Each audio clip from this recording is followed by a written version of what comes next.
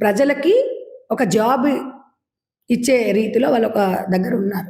ఆ స్థానంలో ఉన్నప్పుడు ఒకరికి అవకాశం ఇవ్వట్లేదు. వాళ్ళని జూసి ఇప్పుడు 'డీకే అరుణ' గారి శారీస్ బావుంటాయని మనం అందరం అనుకుంటాం. అంటే ఇప్పుడు మీకు తెలియకుండొచ్చు. మాకన్నా కొంచెం మీకన్నా ముందున్న వాళ్ళకి తెలుస్తది. అంటే వాళ్ళకొక ఇష్టం అది. అదొక ఫ్యాషన్. అట్లా మనము ఇంప్రెషన్ గావాలి మనం. ఇప్పుడు ఎంత బావుంది ఈ అమ్మాయి అని ఒక చేతులెత్తి నమస్కరించి తన డ్రెస్ చాలా బావుంటది. తను నీట్‌గుంటదంటే. తన క్యారెక్టర్ ఇక్కడ ఎవరు చెప్పట్లేదు. ఆ క్యారెక్టర్ గురించి అసలు మాట్లాడొద్దు కూడా. అది మీ వ్యక్తిగతం.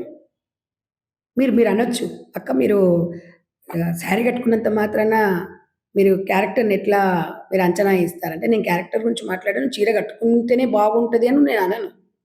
నువ్వు నువ్వు ఈ రకంగానన్నా వేసుకో.